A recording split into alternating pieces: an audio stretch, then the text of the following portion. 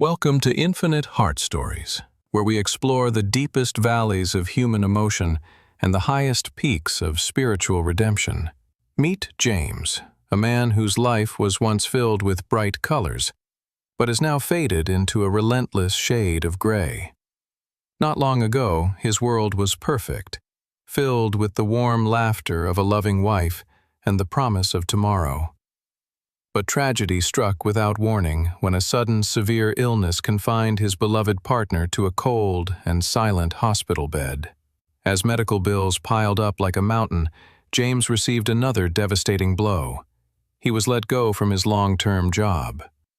The weight of financial ruin crushed his shoulders, leaving him drowning in debt with no lifeline to pull him to safety.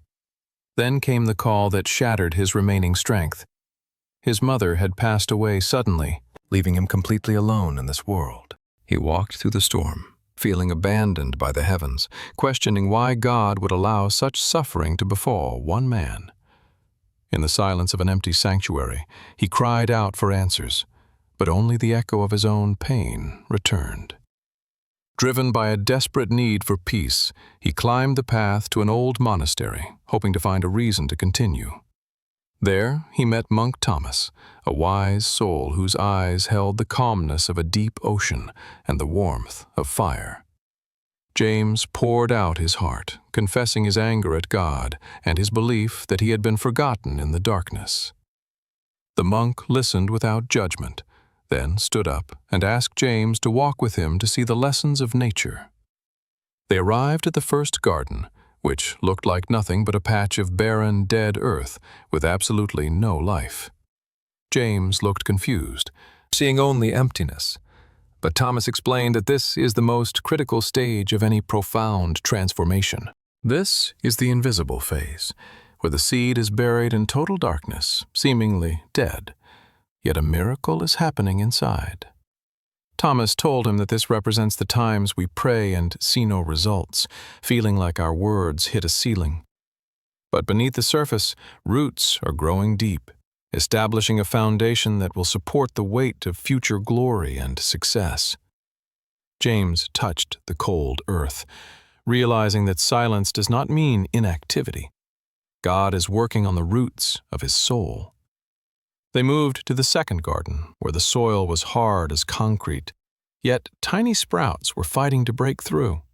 This is the breakthrough phase, a time of immense struggle where the pressure is high and the resistance feels absolutely overwhelming. Thomas explained that this is the moment most people give up, right when the breakthrough is just inches away from reality. Like these plants pushing through hard soil, our character is forged in the fires of adversity, becoming stronger with every push. James saw his own pain in the struggling sprouts, understanding that his current suffering was not a punishment, but a preparation. Without the resistance of the heavy soil, the plant would never develop the strength needed to hold up its future fruit. The third garden was full of tall, green plants, healthy and vibrant, yet there was not a single flower to be seen. James looked for the blooms, impatient for the reward, but Thomas warned him that this is the deceptive phase of preparation. The plant looks ready, but if you force it to bloom now, the flowers will be weak and will wither quickly. We often want the glory immediately, but God knows that we need more time to grow strong enough to sustain it. This is a time of gathering energy, of internal growth that is not yet visible to the world, but is vital. James realized he had been rushing his own healing, trying to force happiness back into his life before he was truly whole.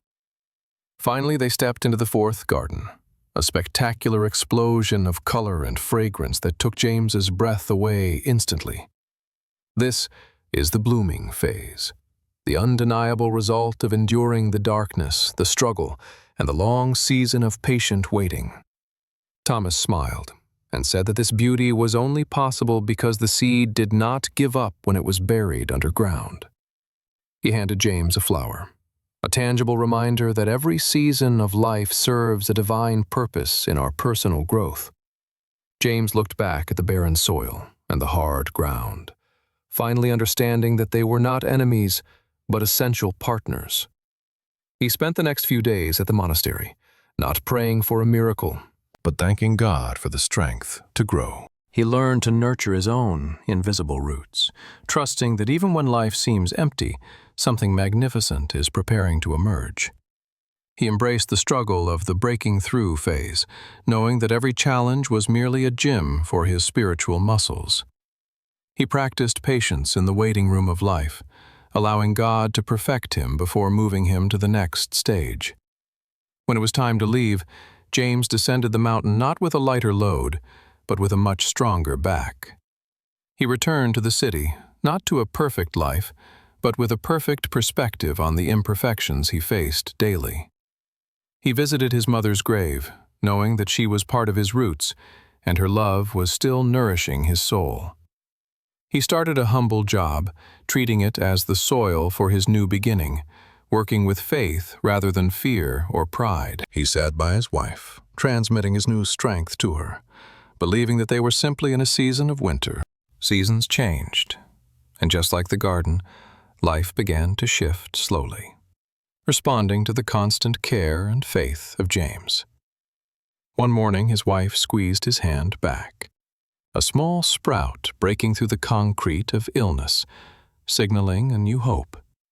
His dedication at work bore fruit, leading to opportunities that he never would have seen if he had stayed in despair.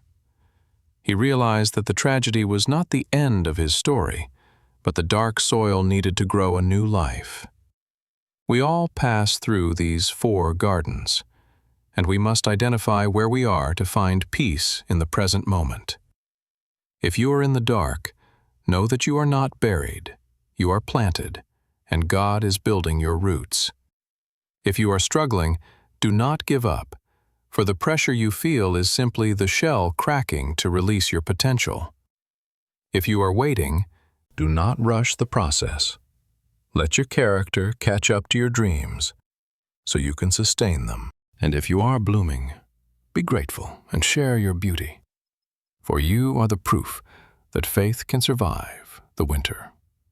James now shares his story with others, becoming a gardener of souls, helping those who are lost in their own darkness. He teaches them that faith is not believing God will remove pain, but believing He is working through the pain. The darkest hour of the night is always just before the dawn, and your sunrise is promised if you keep the faith. True restoration is not just getting back what you lost, but becoming someone new who can appreciate what you have. Remember, the depth of your roots determines the height of your branches. Do not despise the time you spend growing underground. You are never alone in your garden. The master gardener is always watching, pruning, and watering you with His divine love. Write down your struggles, for one day they will become your testimony, a guide for others walking through the same valley. Life is a series of seasons, and no winter lasts forever. Spring is inevitable for those who endure the cold with hope. So if you feel buried today, remind yourself, I am a seed, and my greatest days are still ahead of me. Trust the process, trust the timing, and most importantly, trust the one who planted you in this specific place and time. Let your faith be bigger than your fear, and your patience be stronger than your pain, for the harvest is coming. Mentors like Thomas are God's way of reminding us that we don't have to walk the path of suffering alone. Flow like the river, accepting the rocks and the turns, knowing that they all lead you to the vast, open ocean. When you heal yourself, you heal the world around you, becoming a beacon of light in a world that desperately needs it. May you find the courage to grow through your pain and the wisdom to see the flowers before they even bloom. Your story is not over. It is just getting to the best chapter. So turn the page with anticipation and faith. Believe in the growth you cannot see. Believe in the strength you do not feel. And believe in the God who sees all. The garden of your life is being tended to with infinite care. Do not despair, for your blooming season is inevitable. Thank you for walking through these gardens with us today. May your heart find the peace it has been searching for. If this story touched your soul, please share it with someone who needs hope and subscribe to our channel for more. Remember, you are loved, you are seen, and you are growing. Until next time, stay strong and keep the faith alive.